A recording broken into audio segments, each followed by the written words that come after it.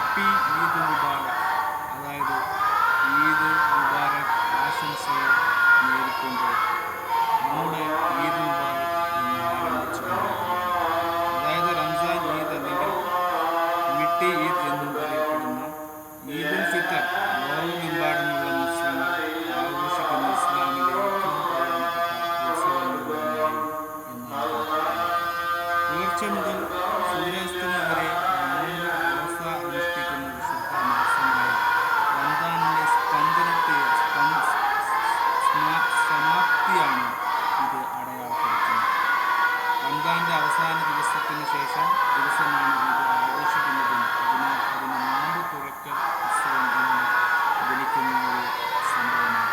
അതുതന്നെയാണ് ത്യാഗത്തിൻ്റെയും സഹനത്തിൻ്റെയും ചെറിയ പെരുന്നാൾ, അതായത് ദീനത്തിൽ ആശംസകൾ കൈമാറുന്നു.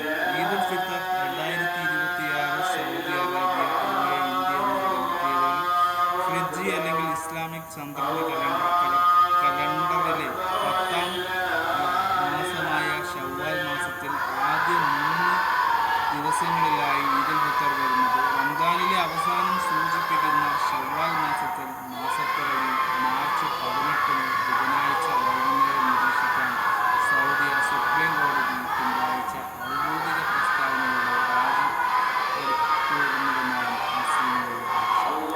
അപ്പോൾ ആ ആവശ്യപ്പെടുന്നതനുസരിച്ചാണ് തക്ബീറുകൾ മുഴങ്ങുന്നത്. ഉമ്മൽഖുറ കലണ്ടർ പ്രകാരം ബുധനാഴ്ച റമദാൻ 19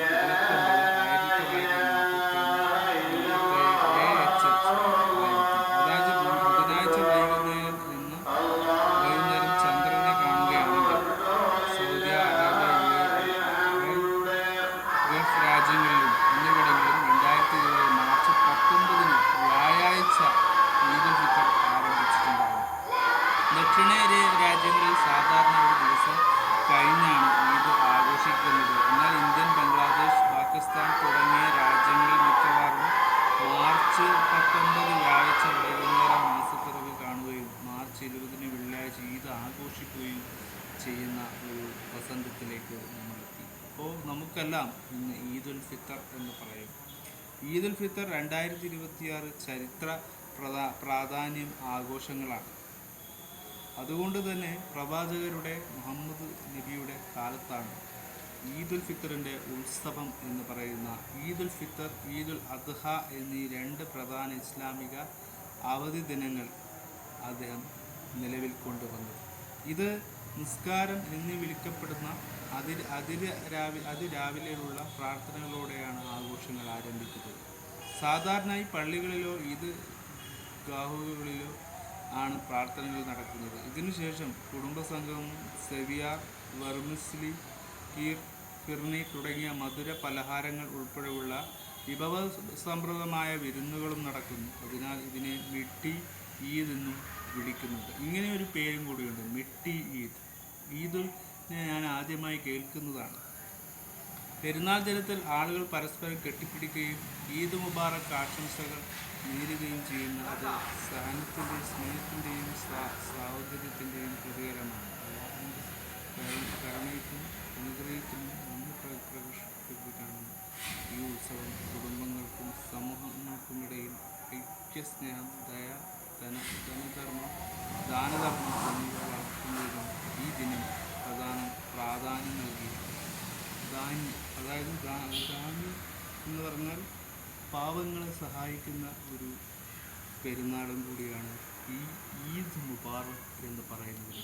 അതായത് സക്കാത്ത് കൊടുക്കുക എന്നതും ഈ ഒരു ഈദ് മുബാറക്കിലൂടെ നടക്കും. ചെറിയ പെരുന്നാളാണെങ്കിൽ ഇതാണ് ഏറ്റവും വലിയ പെരുന്നാൾ എന്ന് എനിക്ക് തോന്നിയിട്ടുണ്ടായിട്ടുള്ളത്. മുസ്ലിങ്ങളെ സംബന്ധിച്ച് ഈദ് മുബാറക് നോമ്പ് കഴിഞ്ഞുള്ള പെരുന്നാളാണ്. അതിനെയാണ് എല്ലാവരും വരവേൽക്കുകയും ആഘോഷിക്കുകയും ഒക്കെ ചെയ്യാറുള്ളത്. കാരണം നോമ്പ് അനുഷ്ഠിക്കുകയും ഒരുപാട് പ്രയാസങ്ങൾ അനുഭവിക്കുകയും ഇന്ന് തന്നെ നോമ്പ് ഉണ്ടാവുമെന്നും എനിക്ക് നേരത്തെ സൂചന കിട്ടിയതുകൊണ്ടുമാണ് ഞാൻ നിങ്ങളുടെ മുന്നിൽ ഈ ഒരു ടൈമിൽ തന്നെ വന്നെത്തിയത്. കറക്റ്റ് ടൈമിൽ വന്നാൽ നിങ്ങൾ ഞങ്ങളെ പരിഗണിക്കും എന്നല്ലോ എന്ന് വിചാരിച്ചാണ്. കുറേ നാളുകൾക്ക് ശേഷമാണ് ഞാൻ മീഡിയയിലെ മുന്നിലേക്ക് വന്നത്. കാരണം ഞാൻ കുറച്ച് ബ്രേക്ക് എടുത്തിരിക്കുകയായിരുന്നു. അതുകൊണ്ട് തന്നെ നോമ്പ് എല്ലാം കാരണമായതുകൊണ്ട് കുറച്ചു കാലം ഞങ്ങൾ ബ്രേക്ക് ചെയ്തു. സോഷ്യൽ മീഡിയയിലൊന്നും അതിൻ്റെ ചർച്ചകളിലോ അതിൻ്റെ റിവ്യൂസിലോ അതിൻ്റെ റിയാക്ഷൻസിലോ ഒന്നിലും നമ്മൾ പങ്കാളികളായിരുന്നില്ല. കാരണം നോമ്പ് എന്ന് പറയുന്നത് നമുക്ക് ലീവ് തന്നെയാണ്. സോഷ്യൽ മീഡിയയിൽ പ്രചരിപ്പിക്കുന്ന എല്ലാ കാര്യത്തെക്കുറിച്ചും അറിയാതിരിക്കുകയും അതിനെക്കുറിച്ച് റിവ്യൂ അതിന് അഭിപ്രായം പറയാതിരിക്കുകയും ചെയ്യുന്നൊരു ദിവസമാണ് നോമ്പ് എന്ന് പറയുന്നത്. അതുകൊണ്ട് തന്നെ ഒരു കാര്യം മാത്രമേ ഞങ്ങൾ അഭിപ്രായപ്പെട്ടിട്ടുള്ളൂ. ഈ നാട്ടിൽ നടക്കുന്ന ബോംബ് സ്ഫോടനവും അതിനെപ്പറ്റി മാത്രമുള്ള ന്യൂസിൻ്റെ റിയാക്ഷൻ മാത്രമേ ഈ ചാനലിലൂടെ ജനങ്ങളിലേക്ക് ഞാൻ എത്തിച്ചിട്ടുള്ളൂ. കാരണം ഞാൻ ഗൾഫിൽ നിന്ന് എത്തിയതുപാട് ആദ്യം ചെയ്ത ഒരേ ഒരു വീഡിയോ അത് മാത്രമായിരുന്നു. പിന്നെ മൂവി റിയാക്ഷൻസോ അങ്ങനെയുള്ള ഒന്നും ഞാൻ ഇട്ടിട്ടില്ല. ഇനി അങ്ങോട്ട് തുടങ്ങാൻ പോവുകയാണ്. ഇനിയാണ് നമ്മുടെ അപ്ഡേഷൻസ് ഉണ്ടാവാൻ സാധിക്കുക. ഇനി അങ്ങോട്ട് നമ്മൾ ചിലപ്പോൾ മൂവീസും അതിൻ്റെ റിവ്യൂസും ഒക്കെ ഇടുമായിരിക്കും. എപ്പോഴുമല്ല അതിൻ്റെ റീസെൻ്റ് കണ്ടൻ്റായി നമ്മൾ കൊണ്ടുവന്നിരിക്കും. അതുകൊണ്ട് ഈ ഒരു പുതിയ ഈദ് മുബാറക്ക്, ഈ പുതിയ 2026 ഈദ് മുബാറക്ക് എങ്ങനെയാണ് മുന്നോട്ട് പോകുന്നത് എന്നെനിക്കറിയില്ല. അതിൻ്റെ നല്ല ലക്ഷണങ്ങളും മോശ ലക്ഷണങ്ങളും നമുക്ക് കാണുമോ, നല്ല രസകരമായി മാറുമോ എന്നും എനിക്കറിയില്ല. എല്ലാ പെരുന്നാളുകളും എനിക്ക് അത്ര വലിയ സന്തോഷങ്ങളിലൂടെയൊന്നുമല്ല ഞാനിതുവരെ കടന്നു പോയിട്ടുള്ളത്. ഇത്തിരി ഡാർക്ക്നെസ്സൊക്കെ ഉണ്ടല്ലേ, ചെറിയൊരു പൊള്ളൽ ഏറ്റിരുന്നു. അതുകൊണ്ട് നിങ്ങളുടെ മുന്നിലേക്ക് വരാനും എനിക്ക് പറ്റിയില്ല. ഫുഡുണ്ടാക്കുമ്പോൾ ചെറിയൊരു ഓയിൽ തെറിച്ചപ്പോൾ എൻ്റെ സ്കിന്നിൻ്റെ കളറങ്ങിപ്പോയി. അപ്പോൾ അതിൻ്റെ പ്രശ്നങ്ങളായി നിങ്ങളുടെ മുന്നിൽ വരാൻ പറ്റാതെ ഞാൻ കുറച്ചു കാലം ബ്രേക്ക് ചെയ്ത് നിന്നു. അതും ഒരു പ്രശ്നമായിരുന്നു എനിക്ക്. അപ്പോൾ എല്ലാ പ്രശ്നത്തിൻ്റെയും ഒരു ഒടുവിൽ നിങ്ങളിലേക്ക് വരാനുള്ള സമയമായി എന്ന് എനിക്ക് അറിഞ്ഞതുകൊണ്ട് തന്നെ സോഷ്യൽ മീഡിയ വളർന്നു വരുന്ന പോലെ തന്നെ ഞാനും എൻ്റെ യൂട്യൂബിൻ്റെ അപ്ഡേഷൻസ് മാറ്റിക്കൊണ്ടിരിക്കുകയാണ്. ഞാൻ പുതിയ ടെക്നോളജികൾ പരീക്ഷിക്കുകയാണ്.